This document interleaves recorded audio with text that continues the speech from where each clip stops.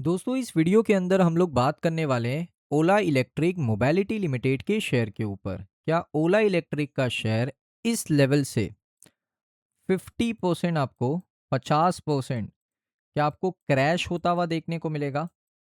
क्या यहाँ से 20 रुपये पर आपको आता हुआ देखने को मिलेगा? अभी ट्रेड कर रहा है 40 रुपये पर, यानी यहाँ से क्या 20 रुपये 19 रुपये तक आपको आता हुआ देखने को मिलेगा? इस वीडियो के अंदर बात करेंगे। अब देखिए आज के सेशन में दोस्तों ओला इलेक्ट्रिक का शेयर 4.26% आपको नीचे गिरता हुआ देखने को मिला। इसके पीछे का रीज़न क्या है मैं आपको एक्सप्लेन करता हूँ। देखिए मामला हुआ क्या, आप सभी को पता है कि पीएलआई स्कीम है। पीएलआई दोस्तों सरकार की ये स्कीम है जिसको हम लोग कहते हैं प्रोडक्शन लिंक इंसेंटिव, जिसको पीएलआई स्कीम के तहत जाना जाता है। जो कंपनीज को सरकार एक इंसेंटिव प्रोवाइड करती है कि अगर आपने सर्टेन नंबर ऑफ प्रोडक्शन किया, आपने 1000 व्हीकल बनाई, आपने 2000 व्हीकल बनाई, तो सरकार आपको मदद कर रही है, एक इंसेंटिव प्रोवाइड कर रही है। क्योंकि सरकार भी चाहती है कि जो इलेक्ट्रिक मोबाइलिटी का पूरा सेक्टर है, इलेक्ट्रिक टू व्हीलर का सेक्टर है, वो ग्रो करे भारत के अंदर, वो इंडिया के अंदर ग्रो करे। अब यहाँ पर क्या हुआ, ओला इलेक्ट्रिक के अंदर एक बड़ी प्रॉब्लम हो गई। आप सभी को पता होगा कंपनी का रिजल्ट आया, कंपनी ने रिजल्ट के अंदर 336 करोड़ रुपए का क्या दिखाया, लॉस दिखाया। जो कि आप देख सकते हो ईयर ऑन ईयर बेसिस पे जो लॉस है वो आपको कम होता हुआ देखने को मिला, है ना। ईयर ऑन ईयर बेसिस पे आपको कम होता हुआ देखने को मिला। अब इसमें से दोस्तों हुआ क्या ना, ओला इलेक्ट्रिक ने रिवर्स किया अपना 57 करोड़ का पीएलआई पेनल्टी।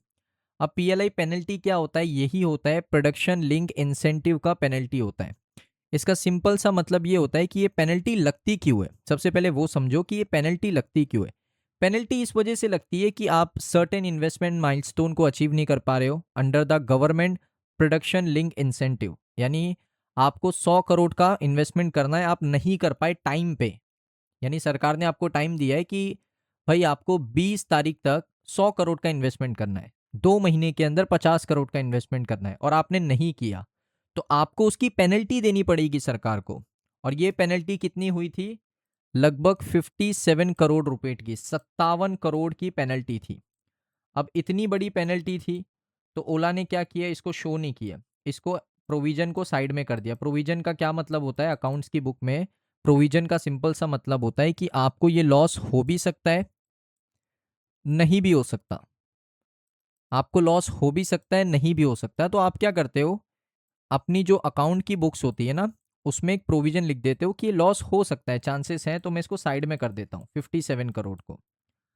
अब यहाँ पर दोस्तों साइड में करने के बाद जो लॉस है वो थोड़ा बढ़ गया, 339 करोड़ का हो गया, और ये ओला ने पोस्ट भी कर दिया। अब उसके बाद क्या हुआ, ओला ये एक्सपेक्ट कर रहा है कि ये जो 57 करोड़ है इसका वेवियर मिल जाएगा सरकार की तरफ से। वेवियर यानी ये फाइन को सरकार माफ कर देगी, हमें कोई भी पैसा पे करने की जरूरत नहीं पड़ेगी। तो ओला ने क्या किया, जो प्रोविजन ओला ने 57 करोड़ का बनाया था उसको हटा दिया, साइड में कर दिया। अब साइड में करने के बाद ओला ने एक्चुअल प्रॉफिट पोस्ट किया 336 करोड़ का, 336 करोड़ का नेट लॉस क्या किया, पोस्ट किया।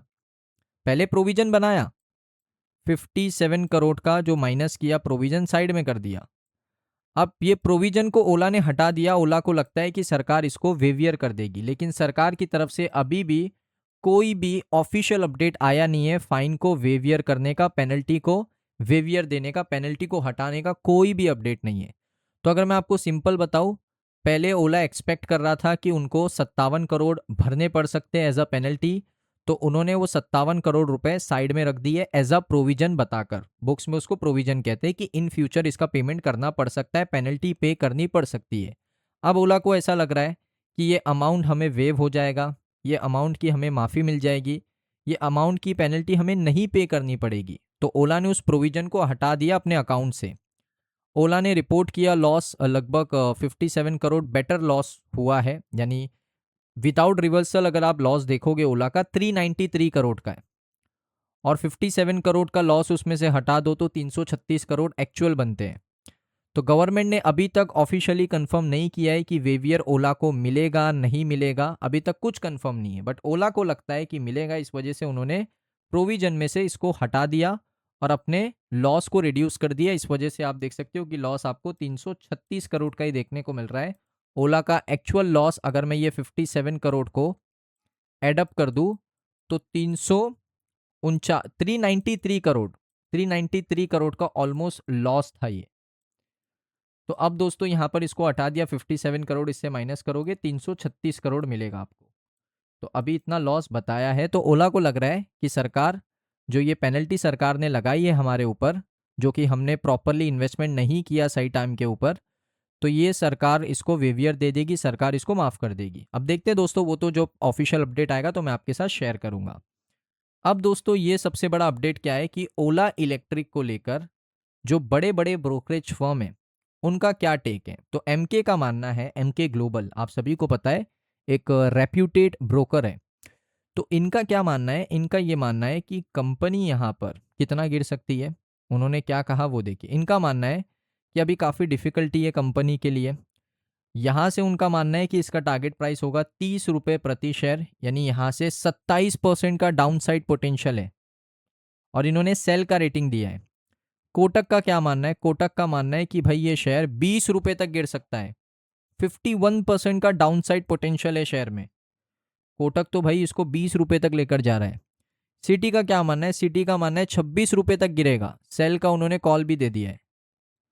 उसके बाद देखिए पीएलआई पेनल्टी को लेकर और बाकी सारे मार्जिन को लेकर, वॉल्यूम को लेकर बड़ा रिस्क है शेयर में।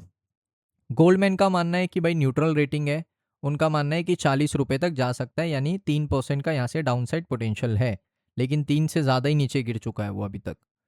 उसके बाद यहाँ पर आप देखोगे और कोई ब्रोकर है, ओवरऑल अगर मैं देखूँ तो ओवरऑल जो ब्रोकरेज फर्म है उनका मानना है कि भाई 22 रुपये तक जा सकता है, 20 रुपये तक जा सकता है, 30 रुपये तक जा सकता है। तो ब्रोकरेज फर्म का यही मानना है कि 50% तक क्रैश हो सकता है। अब दोस्तों टेक्निकल एनालिसिस में देखते हैं कि भाई कितना क्रैश हो सकता है, क्योंकि टेक्निकल एनालिसिस लेवल भी इंपॉर्टेंट होते हैं। ये मैंने ओपन किया है ओला इलेक्ट्रिक का वीकली चार्ट पैटर्न। इस पैटर्न के अंदर अगर आप देखोगे एक सडन सपोर्ट है मेरे पास, ये वाला एक मेरा सपोर्ट की तरह काम करेगा। ये लेवल मैं आपको बताता हूँ, लेवल कौन सा है। लेवल है ऑलमोस्ट 36 रुपीज़ का, 36 रुपीज़ का एक सपोर्ट की तरह काम करेगा।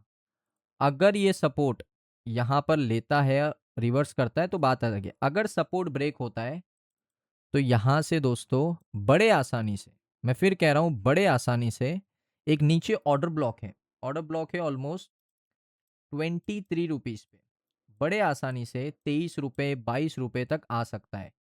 और दोस्तों यहाँ से डाउन साइड पोटेंशियल अगर मैं देखूँ करंटली, पहले तो एक डाउन साइड पोटेंशियल यहाँ तक का तो रहेगा मेरे लिए, ऑलमोस्ट ये है 7.69%, और यहाँ से यहाँ तक का जो डाउन साइड पोटेंशियल है वो मेरे लिए है 41% का। तो यहाँ से 40% भी क्रैश आ सकता है। अगर ये सपोर्ट काम कर गया, जो कि अच्छा सपोर्ट है, एक ही बार सपोर्ट लिया है, इतना मजबूत भी नहीं है सपोर्ट, ये एक सपोर्ट है, इसके बाद ये वाला एक सपोर्ट है। अगर आप ये सपोर्ट को इस तरीके से देख रहे हो तो ये भी एक सपोर्ट है फिर, और ये सपोर्ट ऑलमोस्ट आपका रहेगा 33 रुपये का। तो ये दो सपोर्ट अगर ब्रेक कर गया, पहले मैंने आपको बताया ये पहले वाला सपोर्ट आपका रहेगा 36 का, 33 रुपये का। अगर ये दोनों सपोर्ट ब्रेक कर गया तो फिर मुझे लगता है यहाँ तक आ ही जाएगा 23 रुपीज़ तक। तो डाउन साइड पोटेंशियल का रिस्क है, फंडामेंटली भी टेक्निकली भी। तो अभी आपकी इसके ऊपर राय क्या है, कमेंट सेक्शन में बताइए आप लोग। अगर आपको ये वीडियो अच्छा लगा, वीडियो को आप लाइक कर सकते हो, चैनल पे अगर आप पहली बार आए हो सब्सक्राइब कर लो। मिलता हूँ मैं आप सभी लोगों को नेक्स्ट वीडियो के अंदर।